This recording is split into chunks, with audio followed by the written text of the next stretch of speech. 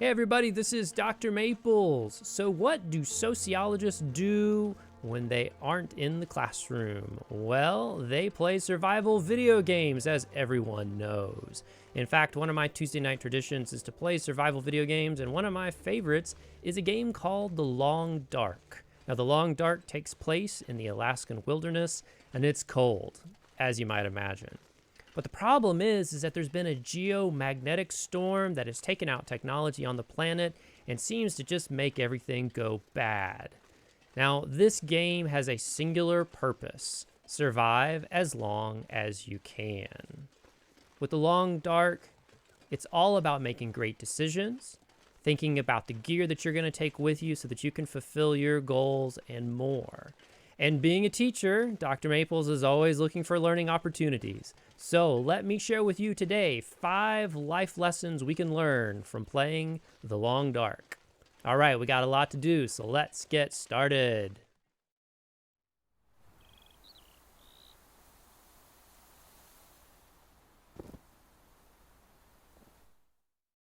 You know, in this game, The Long Dark, you're scavenging. You're going from place to place, and you pretty much tend to just pick up everything you find. What ends up happening is you carry a whole bunch of stuff, some of which is going to be really important, like you get lots of matches, or you get a whole bunch of water together. And then sometimes you're just carrying random things you find, like a whole bunch of extra fire starters, or even some pieces of charcoal that you might want to draw with later. When I say that we need to watch our pack weight, though, I don't literally mean you need to watch the things you're putting in your backpack. What I really mean is I want you to take a moment and think about the things that you bring into your life. So often in our world, we are just roaming through, throwing all sorts of ideas at ourselves. And we don't really have a purpose, a rhyme, or a reason for doing that. Honestly, what ends up happening is we end up with a whole bunch of things, stuff, ideas, people that maybe don't play a role in our life. And rather than thinking about our pack weight and discarding some of those items, we just keep carrying them around. Another thing too is when we think about our pack weight, we're really overcommitting ourselves if we have too many things in our backpack. You know, for me, one of my big problems has always been if a cool idea comes along, I say, oh yeah, let's do that. That sounds great. Some of those ideas are awesome. Some of them are, they're okay. Frankly, some of those I should have passed on to other people. And the problem is that if I get too many ideas in my backpack, too many projects, too many things, I don't really get to fulfill any of them to the degree that I might want to. In fact, if I focused on 2 or 3 great things, then I could put all my energy into those instead of thinking about some of these smaller projects that probably aren't all that important. What I want to encourage to you is to think about your pack weight. Think about what you're taking with you from place to place. Think about where you're putting your energy and what you're dragging with you. Look, if you're bringing along things that don't serve a purpose in your life, reassess them. Maybe you can leave them somewhere. Maybe these are things that you can come back for at some point.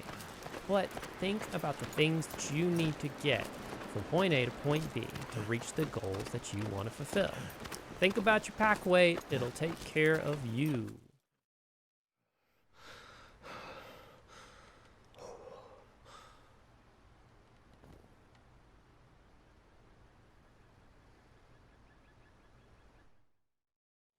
All right, my next piece of advice is to set goals, but more importantly, make a plan for how we will fulfill those goals. Now let's start on that first part. Setting goals is awesome. If you set goals, you'll be able to accomplish so much more with your time. You'll understand what you're trying to do. You'll have some sense of things that you need to accomplish. And frankly, by setting goals, it'll even make your recreation time feel a lot more fulfilling because you won't be worried about, I didn't do this, I didn't do that. No, you've accomplished those things. You've crossed those off your list. By setting goals, we can make sure that we have a purpose and a direction. But here's a problem with that. For some goals, we especially need to make sure that we have the skills to fulfill those goals, the knowledge to get there, whether it's the directions, the ideas, the basic knowledge. We need that information to be able to make that goal. So that's where I say to have a plan of how you get there. You know, I think about this in The Long Dark in terms of directions. I need to know where I'm headed so that I can get from point A to point B, but I also need to make sure that I have the gear to do whatever it is that I plan on doing when I get there. For example, if I want to make arrowheads at the mill, I need to make sure I've got all the equipment that I'm going to need to make that. And I'm going to need to make sure too that I can get there safely, crossing the ice, making sure I have enough to start a fire, and be able to feed myself while I'm there. We have to set goals, but we also have to make a plan for how we're going to fulfill those goals. Otherwise, what ends up happening is you have a lot of goals that you can't meet. And when we start to miss these goals, it has an impact on you. It makes you feel, gosh, I can't do this. When in fact you can. You just need that extra little bit of help.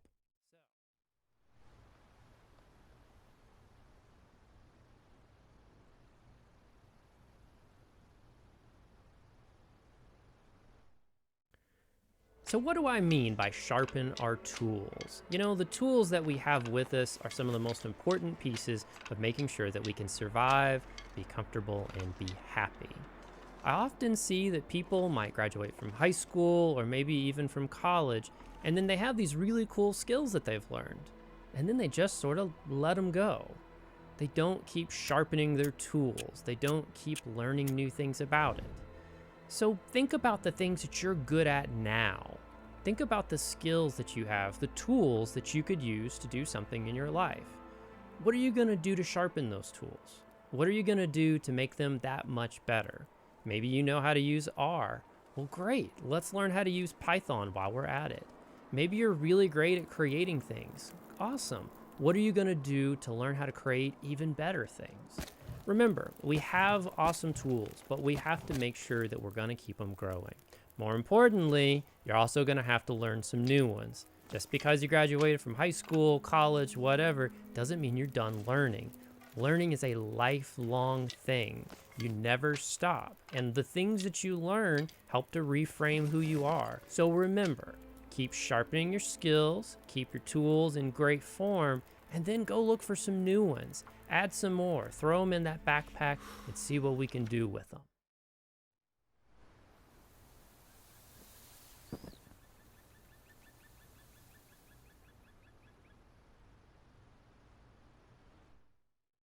One of the things that we have to remember in this game is that the bear is going to get you eventually. It's going to catch you unawares, it's going to catch you looking the other way, or it's just going to corner you. I say all of that to say this. There's going to be moments in your life where you're going to fail. And in some of them, you're going to fail extraordinarily. Things are going to be as bad or far worse than you might even imagine in some of these scenarios. But the key thing is if we survive those moments, which we most often will, we have to decide what happens next. Is the failure something that now defines us? Or is this something that we can pick ourselves back up? We can dust ourselves off, think about what's happened, try to understand that in our world, and then find a way to still move on towards whatever it is that we're trying to accomplish. I kind of like to think of that bear as the failure bear, because we know it's out there. In fact, we even kind of get a little bit afraid of it. But by and far, we have to understand that for the most part, we're going to be fine.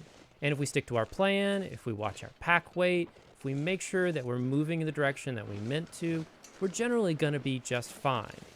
But when failure strikes, don't let that be the end of the day. Pick yourself up, figure out what went wrong, figure out what you can do to avoid that in the future, and then start moving forward again. That's what we have to do. It's part of who we are as individuals. To survive, we have to find our ways to move forward. More importantly, we can't allow these moments to define us. We have to make sure that we have the power to define ourselves as an individual.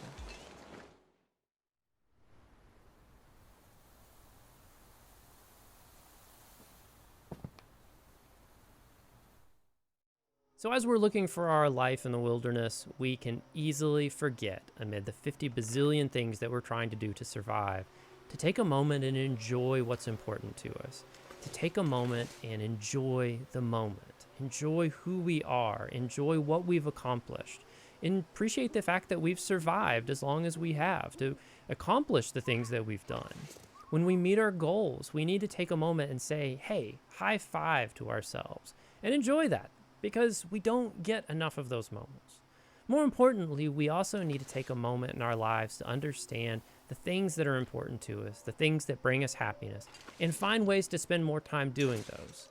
Now, if it's sitting by a campfire in a cave, warming up a cup of coffee, or spending time with the books that you love or the people that are important to you, or even playing frisbee with your dog, you have to intentionally and willfully plan those things into your life.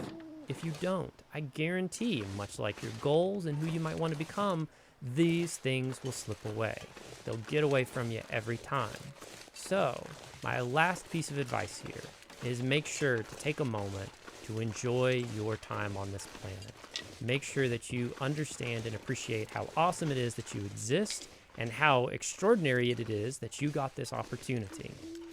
And then appreciate it.